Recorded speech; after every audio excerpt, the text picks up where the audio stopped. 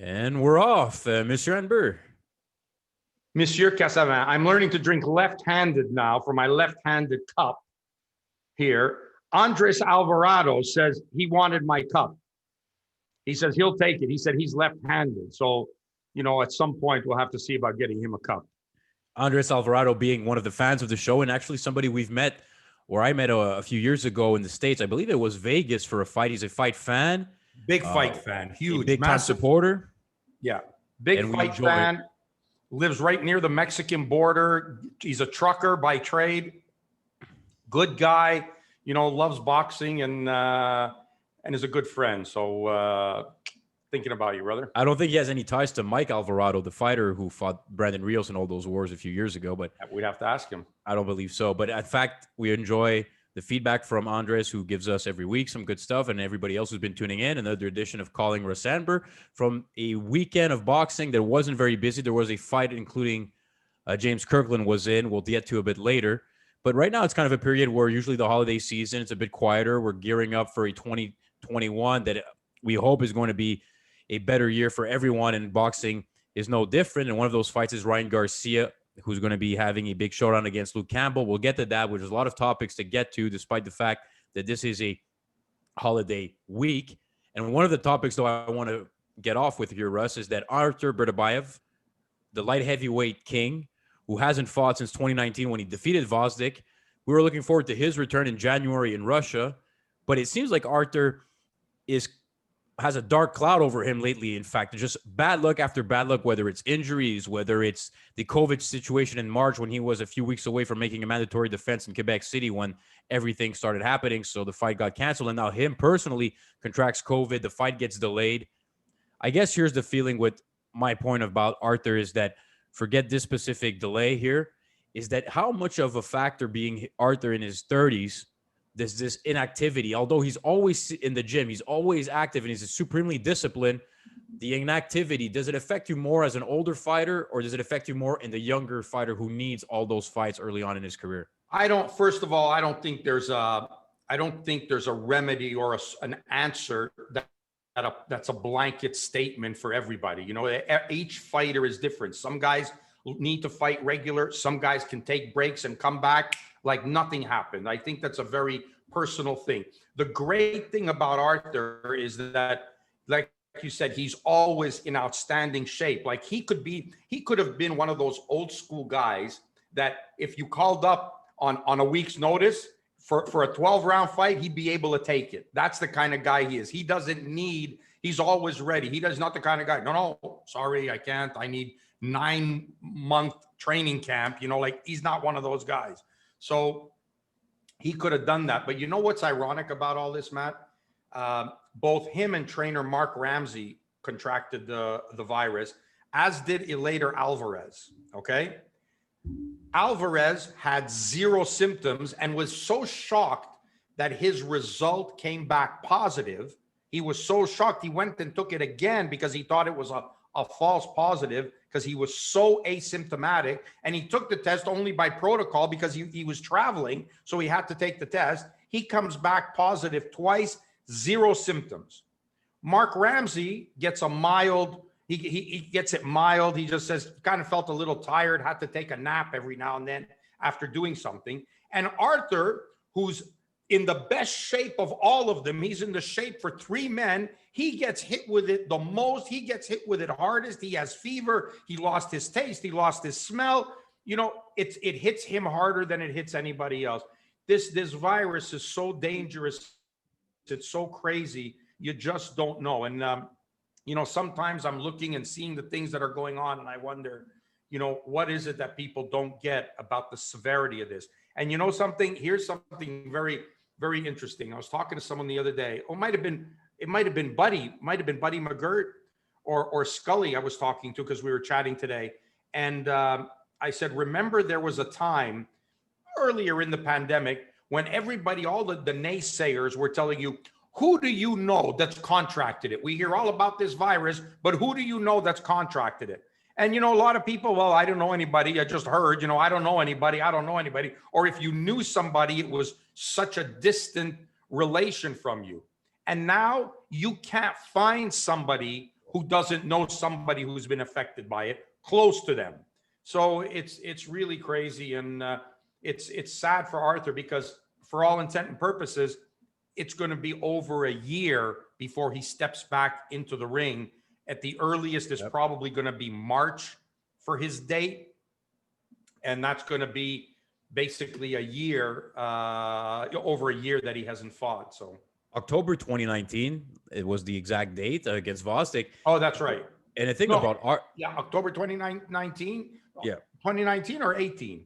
No, 2019. So it's 19, going to be over a year. 19, We're going to be and then 2020 was supposed to be March. Yeah. Okay. So okay, I got it. Yeah. And he's 35 years old. And the thing about Arthur is that he's 15-0 with 15 knockouts. He has a mystique around him from the fans about the fact that he's this powerful fighter with amateur pedigree. But his career is already to the point where that in few fights he got those major bouts, which we see more and more with the Eastern European fighters with the deep amateur backgrounds. We can think of Lomachenko and others who get propelled into big fights earlier on in their careers that we're accustomed to seeing from most professional fighters. But Arthur, for him to market that big moment or his personality, the marketing aspects, we want to see him in the ring. And I think he has a great personality that not many people worldwide get to see. They get to see him inside the ring, but the marketing and the promotional aspects, he needs these fights to get that visibility is what I'm saying, because here training and the Quebec scene knows him a bit more because he's been established now here in Montreal for a few years, but the rest of the world knows about him inside the ring, and they kind of like him as this fighter who they very exciting fights, and they would like to maybe even see him take on guys like Canelo, but they don't get a chance to, I think, really appreciate the Arthur Bertobyev to his fullest, and these delays are not helping. And that's not obviously saying it's an obvious statement, but it's not helping at all. That's why Scully called him the unluckiest guy in boxing, today, because it's unbelievable the things that have gone wrong. The amount of cancellations for a single fight to one guy as a world champion has been crazy. It's just you gotta feel sorry for him. And you know what? It has effects. It has effects on everybody. It has effects on Arthur. It has effects on Mark Ramsey, who, Arthur is his world champion. He's his best guy. He's one of the best, most exciting fighters in boxing today. That's a guy everybody wants to see. In the right matchups, you're going to sell pay-per-views. You're going to, this is something that people are going to jump on. They love to see Beterbiev. There's a mystique about him, and we're not getting to see it. It hurts Mark. It hurts everybody who works on the team. It hurts the promoters. It hurts everybody when something like this happens. And it's a shame because he deserves better than that. He's an honorable man. He's a good man. He's a religious man. He doesn't do bad things. You don't hear anything bad about him. He's a good guy that deserves better. And in a previous life where I worked television, Arthur Bertobyev, I set up for an interview at his home. He hosted me and the TV people for an interview that was going to be done by one of my colleagues at the time. And it was in his family home a few weeks before. And just you could see that how much the discipline towards not only he does inside the ring, but outside of it as well, is really something that this is an interview we recorded. And that 2 days later, the whole March date in Quebec City went away.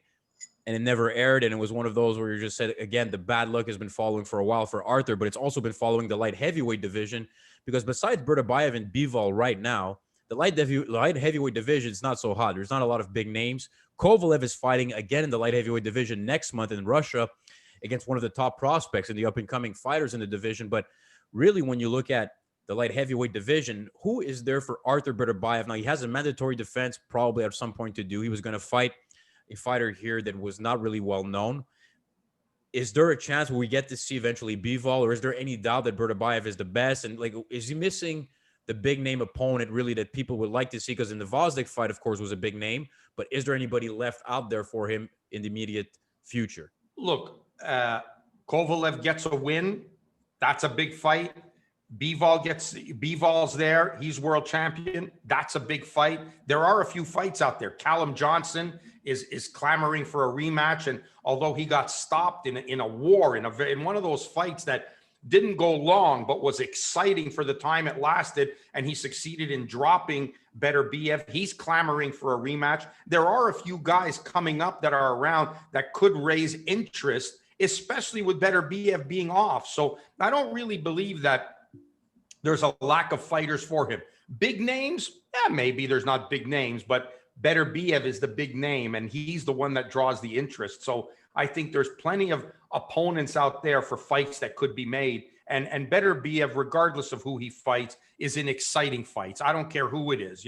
Like I said, even the Callum Johnson fight, Callum Johnson's a big puncher. He's fearless.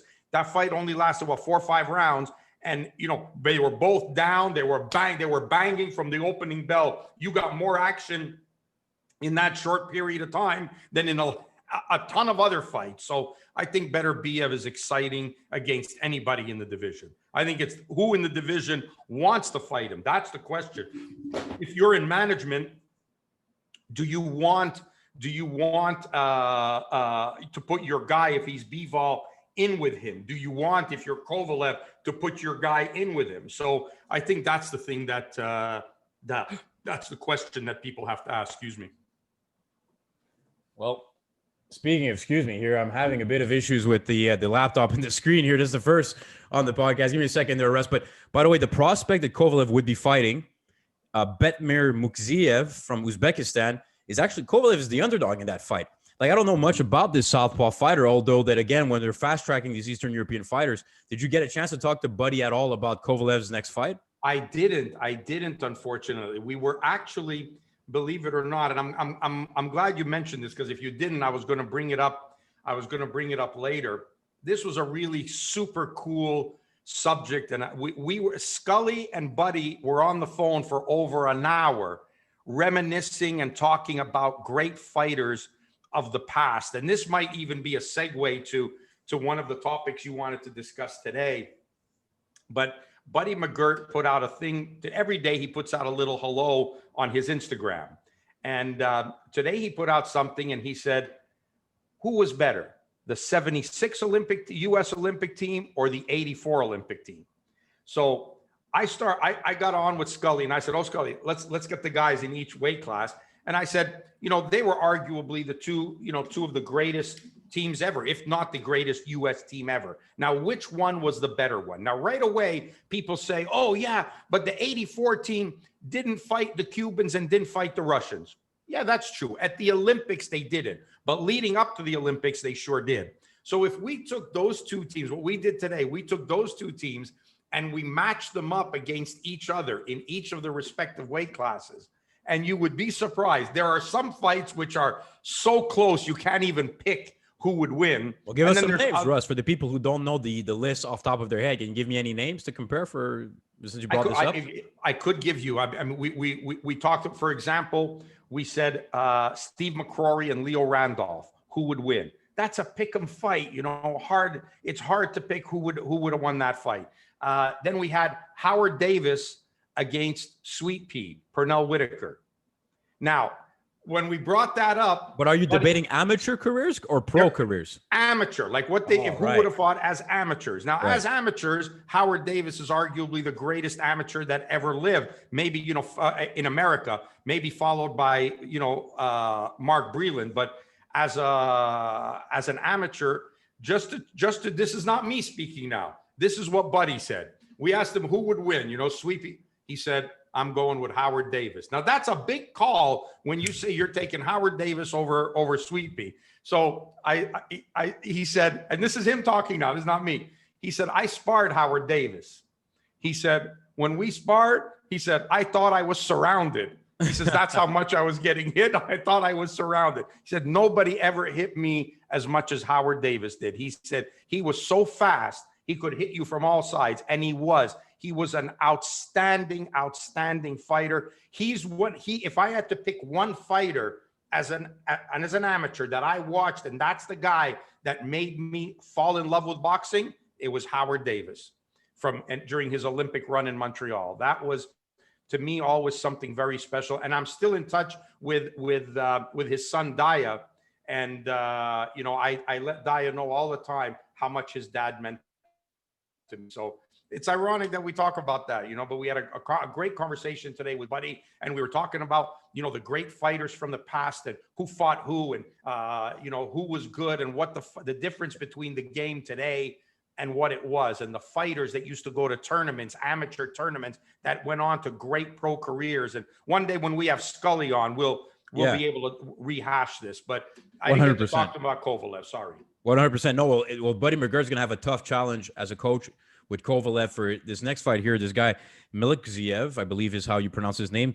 Just one fight here that I want to mention that he fought Clay Collard, who had a big year this year, and he knocked him out as well. So, look, it's going to be interesting to see if Kovalev can get back to his winning ways, despite the fact that he won his last fight against Canelo. That was a tough knockout loss to come back to. In fact, some people thought he would retire because he's accomplished so much.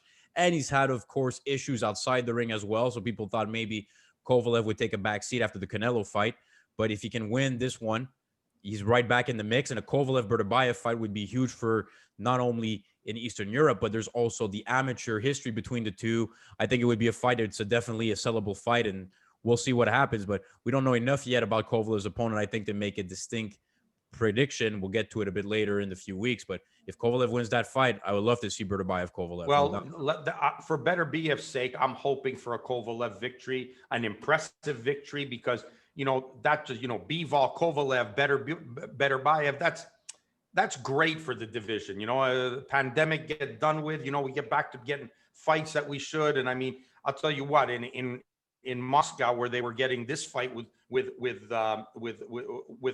Beterbiev, imagine if the fight would be either Bivol or Kovalev, it would be even bigger. So yeah, 100%. And a fight that's big, that's coming up this weekend in the UK, not in the UK, but a UK fighter. It's going to actually happen. The fight in Dallas, Texas, is Ryan Garcia, undefeated, one of the top up-and-coming fighters, not only from a perspective of inside the ring, but the marketability of that fighter, who has already millions and millions of followers and a big-time following when you consider his accomplishments inside the ring. But the comparisons to Oscar De La Hoya, I think, are true at the moment. They have kind of that similar style inside the ring, outside the ring. Garcia is very explosive, has a lot of speed, but Campbell is by far and away the best fighter he'll be facing from a record standpoint.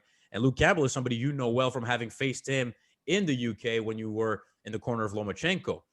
So the first impression I have of this fight is whether or not Ryan Garcia makes a statement win, because if he defeats Campbell by knockout the way he's been winning these last few fights of his, and he's been now with the Reneso camp for a few fights, and the benefits of that, we're still seeing each fight in, really how much of the star power of Ryan Garcia. He could really be a statement weekend for him, but Luke Campbell is no slouch, and he's somebody who at one point was supposed to be the star himself.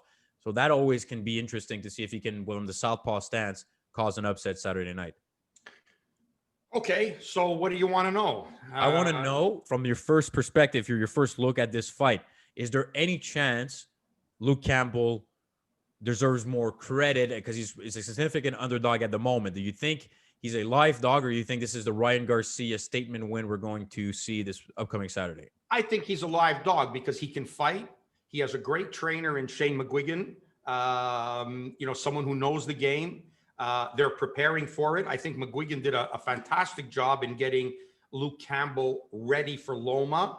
I think he did a more than commendable job of keeping Campbell in the fight as well. There were a few times I thought we were going to get him and, not go the distance, stop him inside the distance. And we didn't. He's a big kid. He's a southpaw. You're right. It's going to be the best guy Ryan Garcia has faced.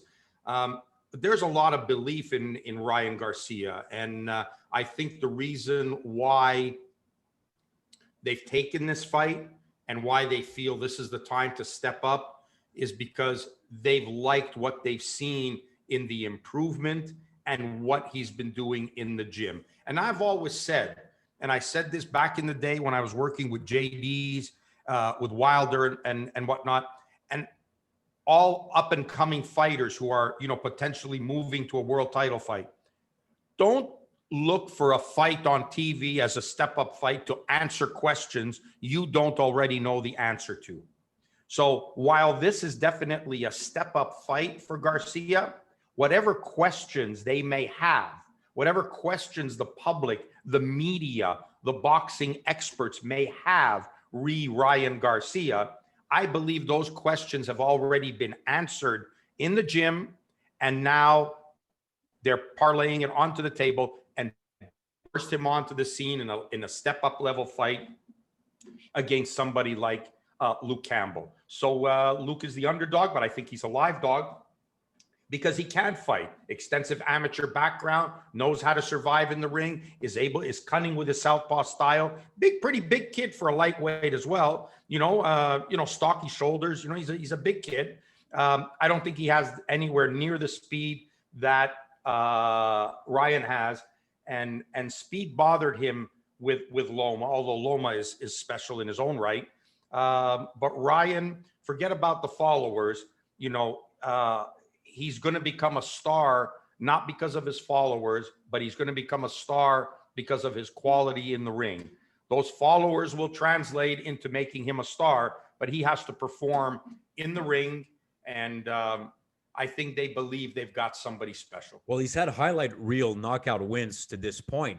But I think what people want to see is once he faces resistance, once he gets a guy who's able to last the first few rounds, and then throw back himself and see how Ryan Garcia reacts to getting hit by guys who can actually pop, is I think really what people are wondering, because until you get to that adversity moments inside of a ring, it's tough to really know how much are you just not only a prospect, but are you a legitimate contender? And Ryan Garcia, to his credit, he's been able to dismantle people, and the speed is an enormous factor. I don't know, Russ, if there's a better tool to be given from boxing than natural speed, because it's one of those things, right, that is even better probably and more effective than power. I don't know what you think, but is Luke Campbell the guy that can really, from a style-wise, I think that concerns me in this fight for Luke Campbell's perspective is that he's not necessarily the fastest of starters, even though against Loma, I think he won some of the early rounds, but Loma is notoriously a slow starter. So I don't know. To me, Garcia either dominates within the first 3 or 4 rounds, we'll have an idea whether this is going to be a tough, close fight for Garcia, or if this is going to be a blowout win. I don't know if you agree or not, but I think relatively early we'll know kind of the style and the storyline of this bout. I think if Ryan Garcia succeeds with his speed, especially early, in tagging Campbell and hurting Campbell early, and Campbell starts to having to fight catch up and trying to work his way back, and Garcia's confidence builds and his chest puffs and he really feels like he's the master in there, it could be problematic for Campbell. It could be a big task for him. Credit Campbell, though. He's been in some tough situations. Linares, he fought back hard, didn't get enough done. It was another case of falling behind early. Linares had him early, and then he fought his way back into the fight, made it close, but Linares won the fight. I just don't think he can dig himself a hole in against Ryan Garcia. He has to get off to a good start. He has to try to crush whatever confidence he can in Garcia early. He can't let this kid get off to a flying start. And the speed, like you said, the speed is a factor. Speed is something, I think as a trainer, I think you can improve more on power with a fighter than you can on speed. And I'm not just talking about taking a slow fighter and making him a little bit quicker. I'm talking about that innate blinding speed that just happens. The fast twitch muscles just work. You can say you improve it and it might get a little bit better, but it never gets to that degree where you can beat a guy's right hand with your left hook, because usually the right hand beats the left hook. You beat him with the left hook. That's how fast you are. You can never improve to be that fast. You can get a little quicker, but you never become that blinding speed. You never get that Howard Davis speed. You never get that Roy Jones speed. You never get that Ray Leonard speed. Taylor, right? Sorry? Meldrick Taylor. Yeah, you never get that speed. So you're right what you say. That innate speed is something unbelievable, and he's got it. The kid's got it, and he carries power as well. He carries power, and I tell you, he's not going to be easy to beat. The fight that if he does win, people would like to see next year, and we can get to this a bit later, but just for Garcia's perspective, how far off is he from the other lightweight guys, the top young guys, whether it's Tank Davis, Teofimo Lopez? There's also, of course, Devin Haney. Where does you think, or do you want to see this weekend before you say, okay, he's in that category, that level, or is he there already? Yeah, no, you know what? I'm going to say he's probably already there. He came up through the ranks with Devin Haney. They fought as amateurs. I mean, they know each other. They're not strangers to each other. I don't believe that there's this much difference between the two. Devin Haney's had the belt from that they awarded to him, I guess, if you will, off after Loma should have had it, which I didn't think was right. No, I think Lopez is still the recognized title holder. Just I think he has like an interim belt. Haney does.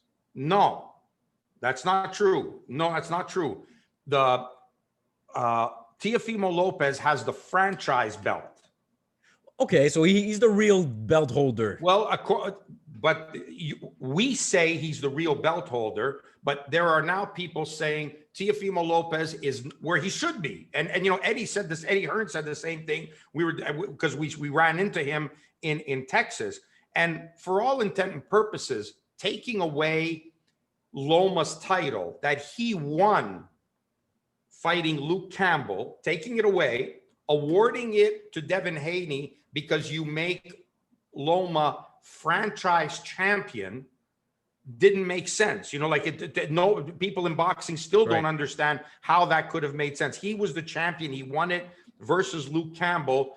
And technically he should have lost it to Lopez, which would have made Lopez undisputed champion. But the fact is that the WBC awarded the lightweight belt to Devin Haney. So technically speaking, on those semantics, as insane as it might sound, he's the lightweight champion. He's the recognized WBC lightweight champion. And Teofimo doesn't have any mandatories for the franchise belt. He doesn't have to do anything like that. The WBC technically can't even really impose anything on him, which technically makes him not undisputed. And that's sad because it was for the undisputed title. And, that Loma could have made the claim had he beaten Lopez of being undisputed because he never lost the WBC title. But Teofimo didn't. It's too bad because he earned it. He earned it, for God's sakes, Okay, well, I'm glad you talked about Loma because he's in the news, Loma. And Lomachenko, the fighter you've worked with for several years as a cut man, as a hand wrapper, part of the team. Papachenko is the head trainer of Vasily, of course, his father. And since the loss to Lopez, Loma hasn't really taken a loss well. I mean, he was kind of in denial about the decision. He still is to an extent. He had the injuries. I don't know if some of the comments he's making is because he's wondering if he voices it this way, his refusal to accept the judges' scorecards. Is it going to entice Lopez to take the rematch more than if he agreed with the decision? Is that what his thinking, or is it just kind of that confidence of a fighter that he just can't agree whether a decision goes against Let's just get something straight. And this is, I want to make, he was translated, which I don't speak Russian, so I don't know how accurate the translation was, okay? But the first interview he gave was translated saying the judges were bribed. I don't ever believe he said that. I don't ever believe he thought that. That's not what he wanted to say. I know what he wanted to say.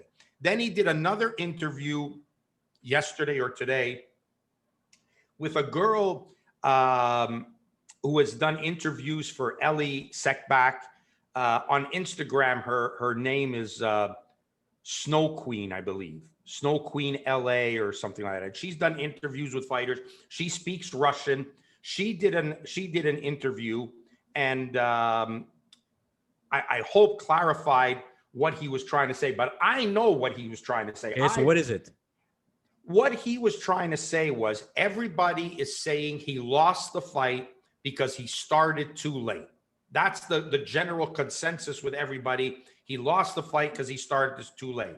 What he's saying is the judges were dishonest and incompetent, or whatever word you want to use, that even had he won more rounds early, according to the judges' scorecards as they were read after the fight, he still wouldn't have won. So that's where he feels justice wasn't served. Yet, if you talk to anybody who knows boxing, Terrence Crawford, Andre Ward, Roy Jones, name who you want, who knows boxing, everybody that we spoke to said Loma may have won one of the first 6 rounds and won 7, 8, 9, 10, and 11 going into the last round. And at worst, you would have had a 7-5 loss or a 6-6 draw. And that's what everybody was saying. Everyone who knows boxing saw that and understood that. Everybody. Robert people who thought Lopez won more rounds than the 7-5, 6-6 ratio. That's Say to that me again. being as generous as you can to Loma to get to a 6-6 ratio in that fight. Say that again. People, you're saying everybody agrees it's either 6-6 or 7-5. That isn't the case. A lot of people thought Lopez won 9-3 in the fight. Look, I named you the people who I said. I said Terrence Crawford. Of course, it's not a blanket statement. Everybody in the world thought that, but the general consensus among people, I don't know that you're going to have a lot of people, and I could be wrong about this. And if there is, I'd like to hear from those people. I'd like to hear from the real boxing guys who say, nah, man, come on. It was 11-1. Nah, it was 10-2. Well, Nah, it was. I'd like to hear that. I haven't heard that. So everybody I talked to said it was close. It was a close fight. And so that's what he was trying to imply when he said that even had he started early, even if he had won 3 of the first 6 rounds, on one card, it wouldn't have mattered. And on the other card, it would have been a draw. So it was an 11-1 and 9-3 scorecard. So that's what he was saying, that he didn't believe he got the benefit of the doubt from the judges. So, and I think it actually, in some ways, these comments post-fight, and when you look at Lopez and his possible opponents, there's a lot of great names right now at lightweight, 135, but with the top-ranked ties, it's sometimes a bit more complicated. So I think Loma against Lopez in a rematch, based on the results of the first fight, based on Lopez now getting more and more momentum outside the ring with interviews and personality that he has, and he has a great one in his style in the ring. Loma has the injury, the surgery since the fight. He has these comments. There's not that many options for Loma right now, to be realistic. So if he wants to continue fighting at 135, the rematch is a sellable fight. I don't know if Lopez wants it. He doesn't seem to be inclined to give him the rematch to Loma. But I think Loma, for so long in what he did in the division, maybe not so much in his division only in 135, but in the pound-for-pound ranks, Loma deserves probably a rematch. I think in some cases you can build that. And I think right now what you're seeing is also the framework of, hey, there's legit beef between these two now if we have a rematch, which was maybe not the case in the first fight. Although Lopez took it to heart, I think Loma was dismissive of Lopez prior to the first fight. And now he can't be, because regardless if he says it's a slow start, regardless of what the judges say, Lopez was a tough out for Loma. And in the 12th round, Lopez won it. So Loma has to improve in some ways, or has to take Lopez more seriously. I don't know what the exact situation is for him to win a rematch, but I think I'd like to see the fight, to be honest. I'd like to see the second Lopez-Loma fight, even though I'm not sure Loma can win, but I would love to see it. And I would love for you to be part of that fight again.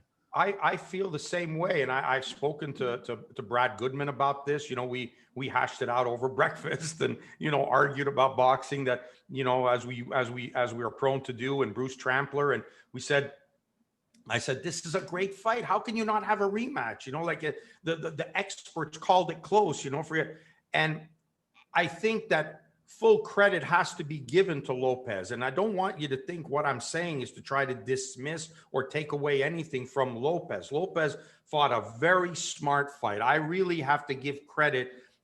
It wasn't the fight I was expecting him to box. You know, I wasn't expecting him to be as patient as he was, and he was patient. And, you know, the chess match that occurred early in the fight, I think, you know, showed a lot about the kid, as young as he is, that he stuck with his plan, and he stayed patient. He didn't get excited and fall into Loma's traps and, you know, commit himself early to maybe get hit with the counter shots. He stayed very patient and forced Loma a little bit out of his comfort zone, you know, if you will. So Lopez, you know, fought a great fight, and you got to give credit to him. I'm sick of people, you know, if there's anybody out there not giving him credit, he deserves credit for the fight he fought.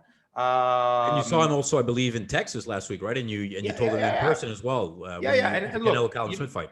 Listen, I've been in this game 41 years. You know, I'm not into grudges. I don't have if somebody does something to me, okay, we got a problem. But he's never done anything to me. He's always been cordial with me. His father has as well. I saw him long before there was ever even a possibility of him fighting Loma. So, you know, there was really no issues. And, you know, I respect fighters. I respect what they do. And I respect what he did in the ring that night. But I'm like you. I think that there's enough meat on the bone left for a rematch. We've seen rematches of fighters. We've seen guys get rematches that were far less deserving than Loma and Lopez. Well, it's going to be interesting to see in the next few weeks. So I'm sure if there is going to be a rematch, it'll be developing because Lopez is going to want to have a fight announced in the spring of 2021, and we'll see what happens there.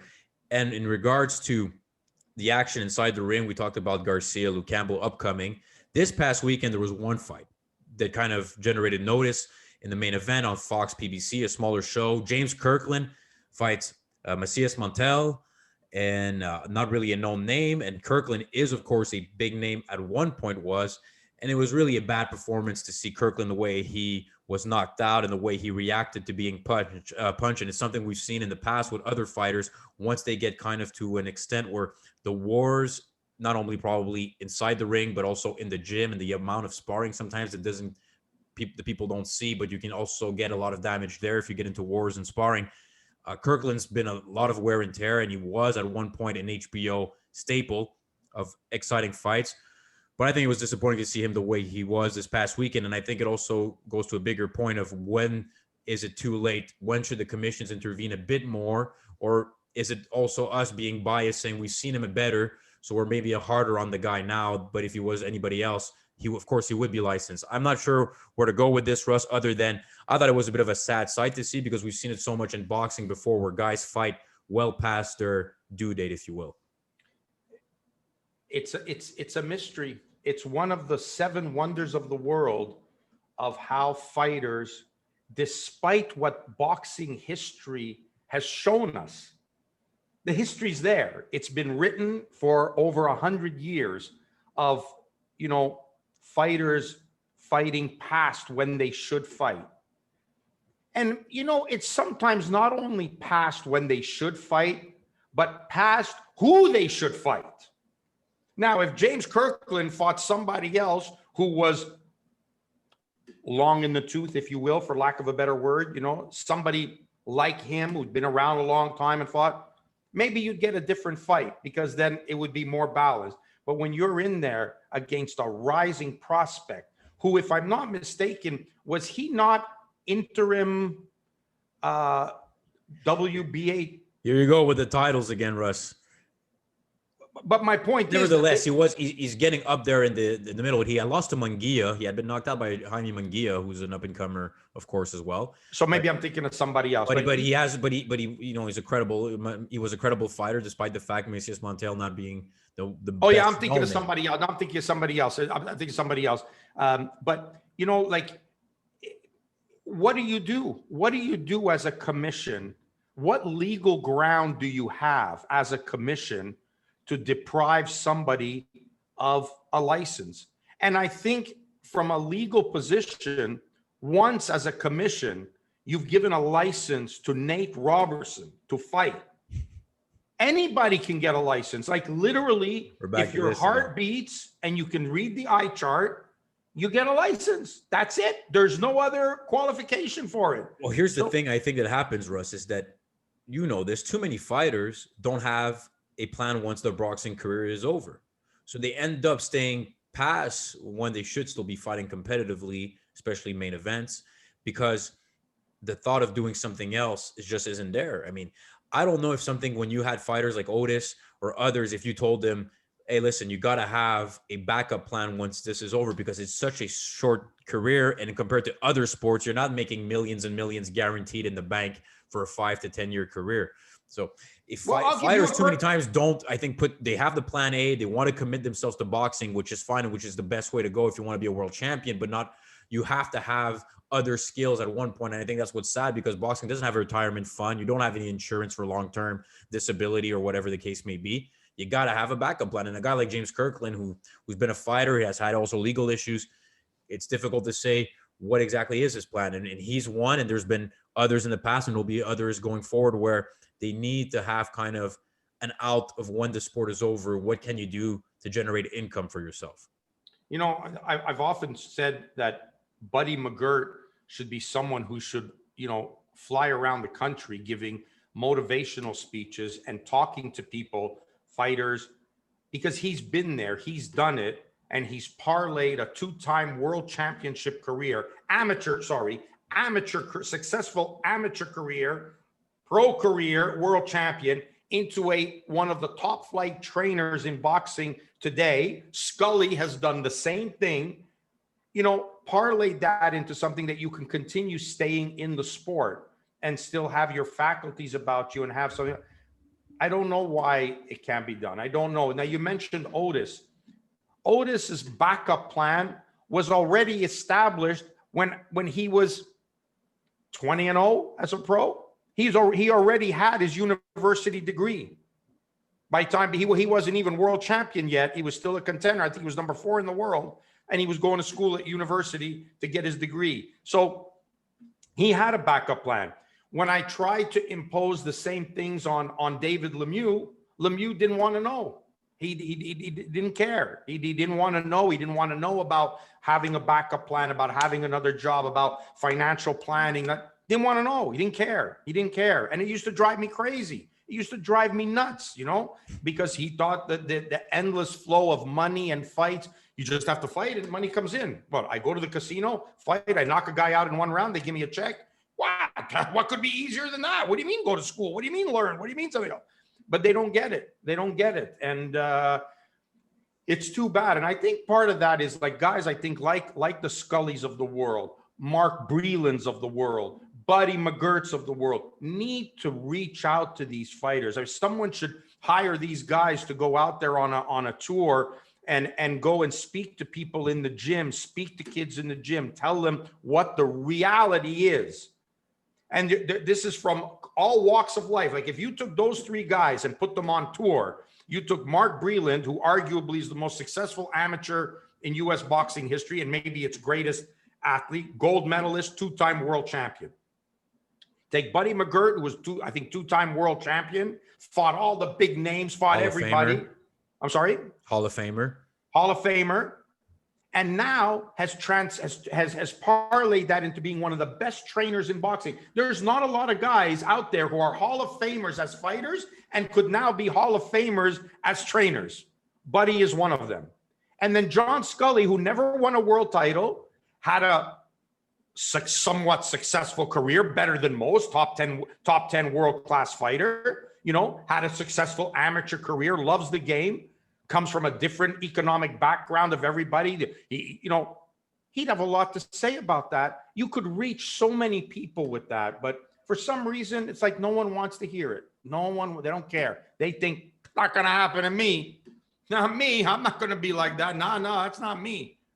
But sadly, it does happen. It does. And the amount of debris that's left after a career sometimes is unbelievable that it still happens now in the 21st century, when the boxing highway is littered with examples of people who said, not me.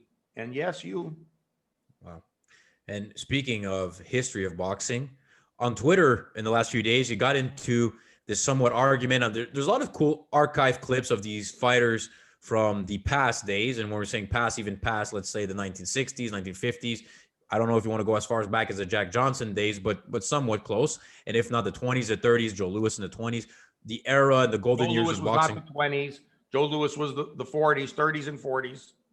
Didn't he start his career in the 20s? You're sure he didn't start his career in the 20s? Dempsey was in the 20s. All right. So there you go. I've been corrected. Now let's get back to the point at hand here, is that the argument that the technology and a lot of everything else, the sports science has improved, has gotten better in all sports, including boxing. But whether or not technically and overall the quality of fighters has diminished, you were getting into it a little bit with people. You said it's something you might want to bring up, and we have a chance here on the show. It's a quieter week in terms of relative topics. How about this one here? When people get into the argument that fighters now, compared to any era, probably the depth, I would say the depth and the technical aspects of fighters were much better in the previous years as they are now because of other sports where athletes now go into NFL, NBA, MLB, whatever the case may be. There's other alternatives than maybe in boxing, where boxing was more at the forefront in the 60s, 70s, and even to the 80s. That's why you had better competition and better technical skills. I don't know what happened over time, but isn't it now mostly more about power, speed, and those elements are still a factor. But technically, many fighters, especially in North America, are not as where they should be or what it was years ago. Okay, so let's go back. The actual tweet was something to the effect of the modern day fighter boxing has evolved, and my answer was evolved. It's regressed.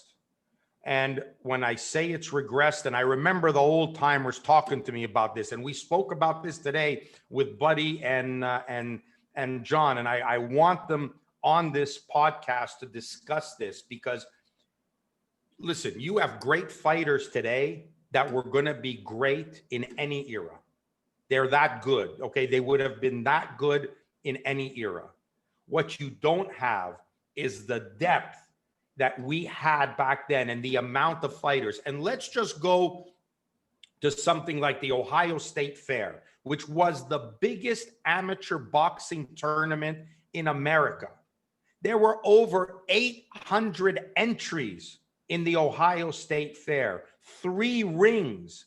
And if you let John Scully read off his bout sheet to tell you the fighters that were in one weight class, 9 out of 10 became world champions or something ridiculous like this, that you don't have that today. So they can say what they want and they can think what they want.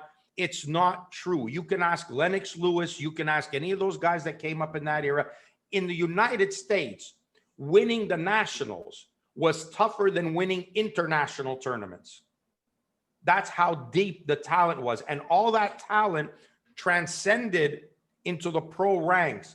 And the divisions were tough to win. Now, with the abundance of belts that are available, with the lack of quality fighters that are available, and the skill set that used to be then, now we're concerned about one thing: cutting weight. Weight cut. I cut weight.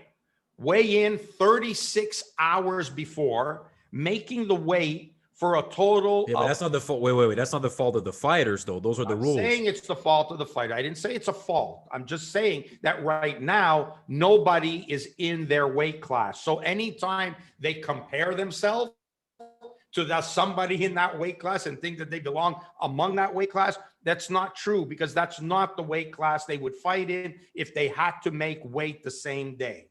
That's not the weight class they would fight in. And that's a big difference. So guys that you see, you could probably count on one hand the number of fighters, champions today, who would be able to fight in the same division if they had to weigh in on the same day. Well, yeah, but I think that's a different debate, Russ, than the depth and the quality of the fighters progressing. Fine. It could be. But I think how about also the teaching, though? I think not only in boxing, but in general, fundamentals being taught in whether it's baseball, hockey, football, and now in boxing as well. It's lacking. I think there's less and less quality teachers for these different sports, where you saw fighters in the 80s or 90s, or even to an extent the early 2000s, although I think you saw the decline probably around the mid 90s, is that teachers and the coaches were able to instill fundamentals to fighters that were better, and it can carry over. Whether your speed starts declining, fundamentals is going to make a difference. And I think you're seeing less and less of those fundamentals being taught by boxing coaches. One of the reasons you're seeing less and less of it is because there's less and less fighters with that skill set. Back in the day, you could just walk into a gym. Everybody was good. You wanted to copy everybody in the gym, even if you were in a gym that didn't have a good teacher, and guys are good. Everybody's good. Fighters were helping fighters, teaching you, giving you tips. Now you don't have that. You don't even have that abundance, that crowd of people. And I've told you this before. Back in the day, when you walked into a boxing gym, any boxer, and they weren't nice gyms, right? They weren't like these beautiful gyms with nice lights and nice walls and framed pictures. These were boxing gyms. When you walked in there, 80% of the people in that gym were fighters, amateurs, pros, ex-fighters, all fighters in their training, everybody. It was the place where fighters hung out. Now you walk into a gym, 20% of the people in the gym are fighters, and those are retired ones as well, and 80% are recreational. So there's not that, you're not getting that learning experience. You're not getting that hangout. You're not hanging out with the real fighters, with the real warriors. You're not in there. You're not learning. You're not learning from the stories of the past. You're not learning from the experiences. I was fortunate. I'm so lucky that because of how young I was starting as a trainer, I started so young. I swear I must be, and although Buddy now, because of his boxing career, not as a trainer, but because of his boxing career, has to be one of the last connections to the old school fight guys that I used to sit and listen to their stories and learn. That was my education. Now I've got there's YouTube coaches and there's Instagram coaches to talk to. You don't have the legends talking to you where you sit around and you're learning from them. And that's the same thing for the fighters as well. Back in the day, some of the, guys in the top 20 were great fighters. They had all the skills, they had all the moves, and they were only in the top 20. But they could fight. They all had a skill set. They all had a great skill set. And that's something I don't think we see today. The depth is just not there. But again, don't get me wrong. The great fighters, Terence Crawford was going to be great in any era. Canelo, great in any era. Name those kind of fighters. They would have been great in any era. But some of the guys that you're getting today that are saying, I'm world champion, I won this belt, okay, put the brakes on, because no, that's not as, you have a selection of 6 different belts to choose from. So there's a big difference in the depth of what was out there. And I would have to say that greatness started to phase out as we started to enter the 2000s, and the depth started to go down. I think the 92 U.S. Olympic team, De La Hoya won gold. 96, they had a good team. They didn't have the results, but they had a good team. David Reed, Fernando Vargas. There were some good fighters came out of that. Mayweather was on that team, I believe, right? I'm sorry? I believe Mayweather was on the 96 team. Mayweather was on the team, right? Then as you started to get into 2000, 2004, 2008, Andre was one of the guys that came out of that in 2000, I believe. Was it 2004 in Athens? He 2004 Athens. He came out, but little by little, you saw the decline. And if it was a graph that you looked at where America was in the world to where it was going, you could see the fall off to the point where I believe London, not a medal. Yeah. So it's rough. Deontay Wilder 2008 was the last medal for America. Male, right? Men. Yeah. It was men.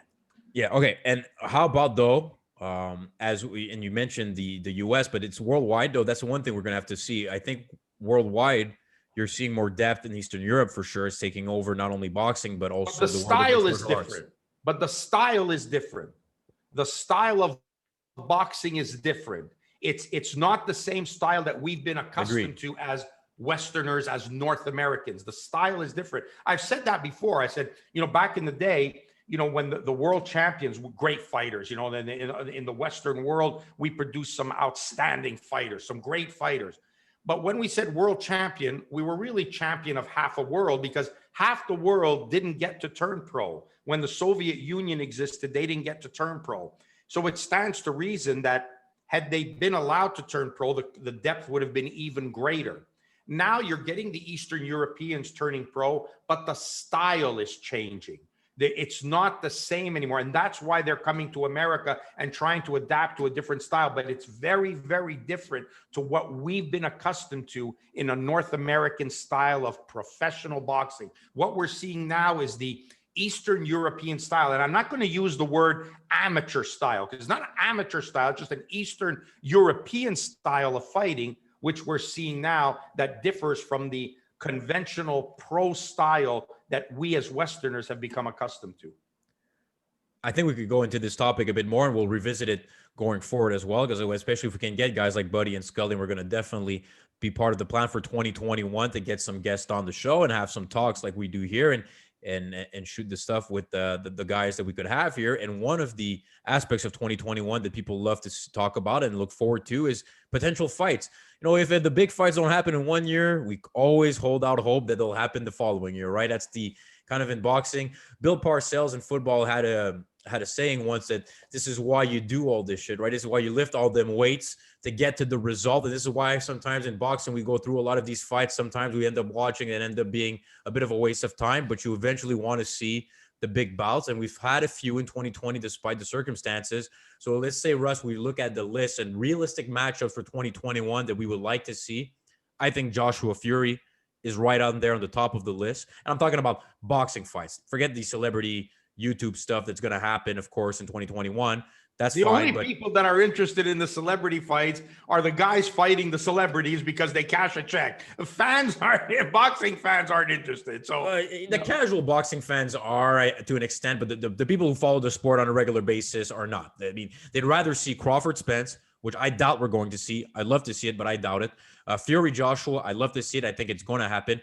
I like to see Canelo Triple G a third time, but I'm not sure if we're going to see it, and I don't think anybody's unanimous on that. I think some would, and others would like to see Canelo fight somebody else. Is there one fight on paper that jumps out at you that you want to see in 2021, or that you want to be a part of, possibly working a corner against somebody?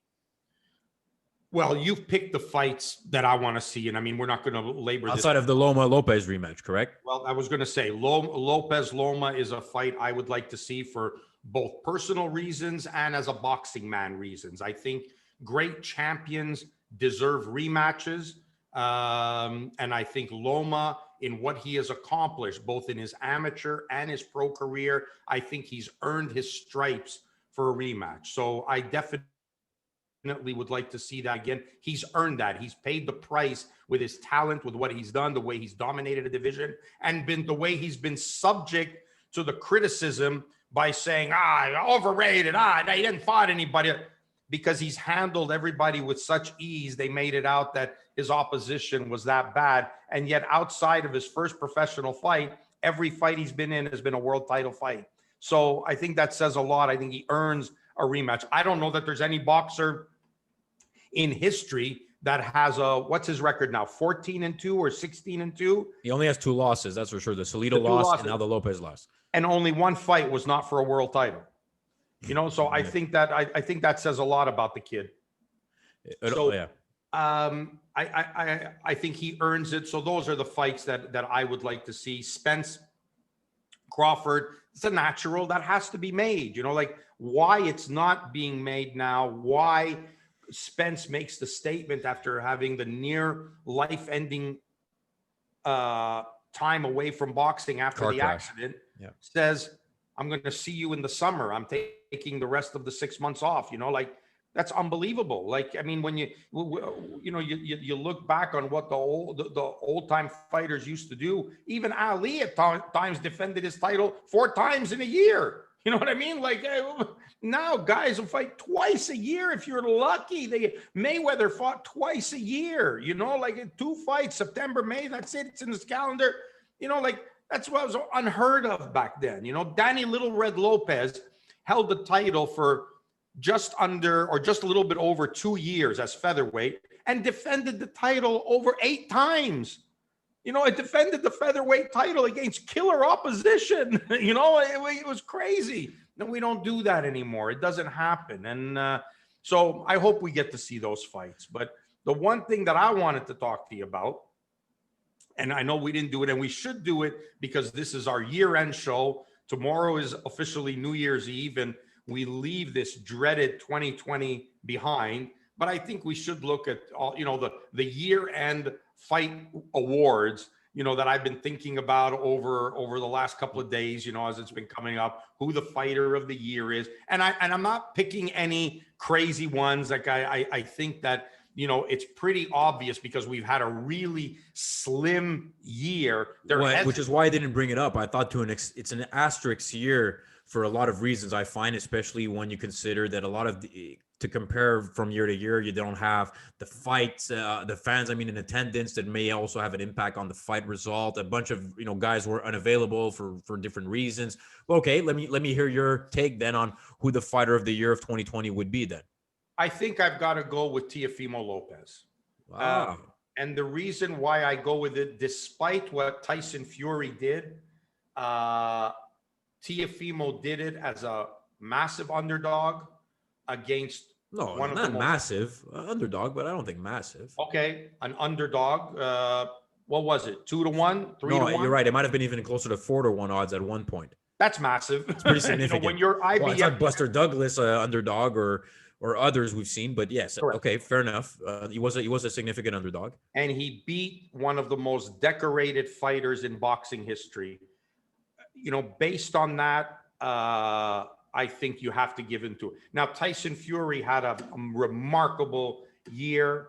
You know, the 2 wins over Deontay Wilder. No, well, it's one win in the year though. If you're looking at the 2020 calendar, and even Lopez, that's why to me this year it's one fight for many of these fighters that we're basing it Okay. off. It is whatever it is. Like everybody's being judged under the same thing. You know, Yeah. I forgot when I watched highlights of Eleider Alvarez's knockout at the beginning of the year, you know, how it went from being Pre-pandemic, yeah. the worst fight of the year turned into a contender for knockout of the year, you know.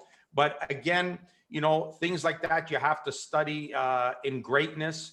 And I think that, you know, even though there was a size difference, the knockout, Gervonta Davis knockout, Of course, against Santa Cruz. you know, that has to rank up there as a, you know, a vicious knockout. But you could Beautiful see left the uppercut. size difference. That was the fight that just shows you how important weigh-ins are, how important being on weight is. And when I keep looking at that highlight and I see Cruz, Leo Santa Cruz hitting him with 3 right hands, it never even phased Gervonta Davis. He never even moved, and he stood there to drill that debilitating shot.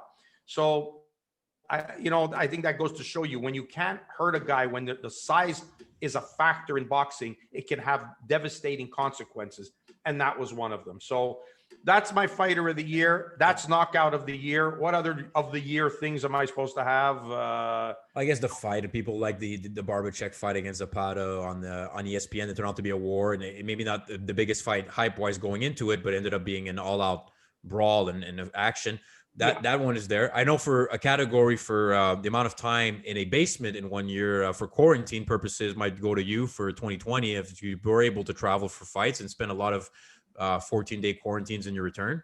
Yeah, 2 months out of 4 I spent in quarantine, you know, according to Canadian government standards. So I followed that, and you know what? I mean, as crazy as it might sound, at worst, at least I kept myself safe because, like I said at the outset of our broadcast, everybody now has people who have been affected by it, and I want to make mention as well and send our best wishes to my former fighter, undefeated as a pro, former Olympic team member, 2-time Canadian champion, beat Bermain Stiverne as an amateur for the Canadian title, Ali Mansour, who's been in hospital for over 2 weeks with COVID, and I love him. I mean, he's one of my favorite humans on earth, and anybody who knows Ali, you know you owe him a favor because he's done 10 for you. So he's a great man, and I love the guy, and I wish him all the best. So this COVID stuff we have to take seriously, and we have to get it behind us, and